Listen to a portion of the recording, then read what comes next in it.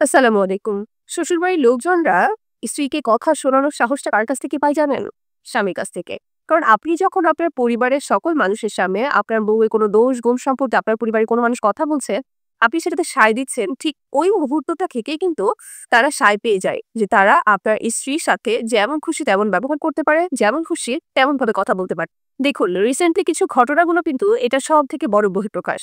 আপনার স্ত্রী এবং মা পুরোপুরি আলাদা একটা জিনিস, পুরোপুরি আলাদা একটা দুনিয়া, তাই না? আপনার মায়ের জায়গা আপনি কখনো অন্য মানুষকে দিতে পারবেন না, আর আপনার স্ত্রীর জায়গাও কিন্তু আপনি কখনো অন্য মানুষকে দিতে পারবেন না।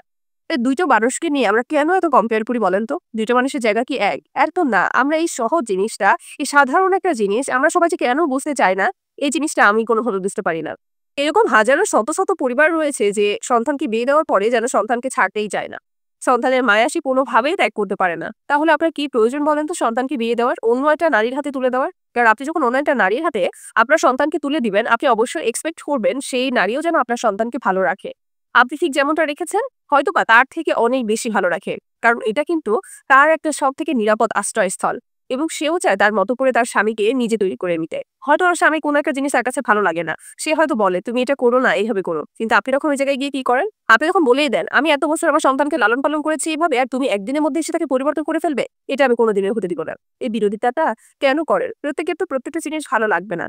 হয়তো আপনার যে বৌমা রয়েছে বা আপনার ছেলের যে বউ রয়েছে সেও একটা দিন একটা দিন গিয়ে বুঝে ফেলবে, তাই না? বা আপনি যখন মাঝখানে ইন্টারফেয়ার করবেন না, বা আপনি যদি নেগেটিভ ভাবে কথা না বলে পজিটিভ ভাবে বলেন যে, "মা ও তো এত বছর এরকম ভাবে করেছে। এখন হয়তো ও এরকম করতে পারছে না। দেখো একটু মানিয়ে চুকিয়ে নিয়ে চলো তোমরা।" দেখুন, হাসব্যান্ড ওয়াইফ কিন্তু মানিয়ে নেওয়া যায়। কিন্তু শাশুড়ি বউ মানিয়ে নেওয়া অসম্ভব বিষয়। আর এই ২ শাশুড়ি বৌমায়ের মাঝখানে চ্যাপ্টা হয়ে পিষে থাকে পুরুষ।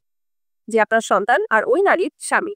তাই এইরকম দোটানার মধ্যে না একটা পুরুষকে ফেলবেন না। সে তখন পারে না মায়ের কথা শুনতে, সে পারে না বউয়ের কথা শুনতে। কারণ উনি যখন সে রাখতে পারে না তখন সে চিন্তা করে সবথেকে আগাছা নামক বস্তুটা হয়তোবা আমি। আমি হয়তোবা এখান থেকে সরে গেলে দুজনই ভালো থাকবে।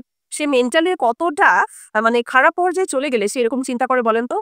জীবনের মায়া সবার কিন্তু সর্বপ্রথমে, তাই না? আমরা একটুখানি খাবারের জন্য হন্যে হয়ে ঘুরে বেড়াই। আমরা একটুখানি ভালো থাকার আশায় পুরো জীবনটা একদম যান্ত্রিকভাবে পরিচালনা করছি। কিন্তু এই জীবনটা আমরা নিমিষেই নিয়ে নেই। শুধুমাত্র এই যে বউ শাশুড়ির ষড়যন্ত্রের কারণে।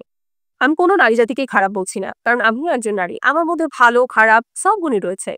একদমই যে খারাপ এটাও না, একদমই যে ভালো এটাও কিন্তু না। কিন্তু আমাকেও তো মানিয়ে নিতে হয়েছে, তাই না? আমিও তো কোন না কোন পরিস্থিতির শিকার হয়েছি কখনো না কখনো। প্রত্যেকটা মার কাছে একটাই রিকোয়েস্ট যে আপনারা প্লিজ সন্তানকে বড় করছেন, হ্যাঁ? তার প্রতি আপনার দায়িত্ব এটা। আপনাকে মানুষ করতে হবে। আপনি যখন সন্তান জন্ম দিয়েছেন তার ভালো থাকা মন্দ থাকার দায়িত্ব কিন্তু আপনার। কিন্তু যখন আপনি তাকে বিয়ে দিয়ে দিবেন তখনও আপনার রয়েছে দায়িত্ব তার ভালো এবং মন্দ থাকা দেখার। কিন্তু কখনোই তার জীবনে ইন্টারফেয়ার করার দায়িত্ব কিন্তু তখন আর আপনার মধ্যে থাকে না। যখন তাকে বিয়ে দিয়ে দেন, তার ভালো থাকার দায়িত্বটা কিন্তু অন্য একটা মানুষের হাতে তুলে দেন। তখন আপনি যাকে এতদিন ভালো রেখেছেন, তার কাঁধের উপরে আরেকটা নারীর দায়িত্ব চলে আসে, তাকে ভালো রাখার দায়িত্ব। সন্তানকে পার্সোনাল একটা লাইফ দিয়ে সবসময় তার জীবনে নাক গলাতে যাবেন। আপনার সন্তান হয়তো আপনার মুখের দিকে তাকিয়ে কিছু বলতে পারে না যে, "আমার বাবা-মা আমার জন্য এত ত্যাগ করেছে, এত তিতিক্ষা করেছে। তারা কি ডিজার্ভ করে না?" অবশ্যই ডিজার্ভ করে। সেই সন্তানও কিন্তু চায় মা-বাবাকে সুন্দরভাবে রাখতে। কিন্তু যখন আপনারা তার পার্সোনাল লাইফ এর মধ্যে ঢুকে করেন, পার্সোনাল অশান্তিগুলো তৈরি করেন, সে পারে না আপনাদেরকে বলতে, পারে না নিজের বউকে বলতে। কোন দিকে যাবে? নিজের জীবনটাকে তখন মনে হয় যে আমি কি জীবন পরিচালনা করছি। এটা কোন জীবনই না। আমার এই পৃথিবীতে থাকা না থাকা সমান। তাকে এই পরিকল্পনাটা না কখনোই করতে দিবেন না। একটা মানুষকে সুস্থভাবে বাঁচতে দিন। একটা মানুষ চলে যাওয়ার পরে আমরা তো শত, শত কথা বলি যে, "ও থাকলে এটা করতাম, ও থাকলে সেটা করতাম।" কিন্তু থাকতে তো আমরা কেউ এগুলো করি না। তাই আজকে থেকে নিজেকে পরিবর্তন করুন। অন্য কাউকে পরিবর্তন করার চেষ্টা না করে নিজে একটু বদলে যান না। তাহলেই দেখবেন পৃথিবীর সবকিছু সুন্দর হয়ে যাবে, স্বাভাবিক থাকবে।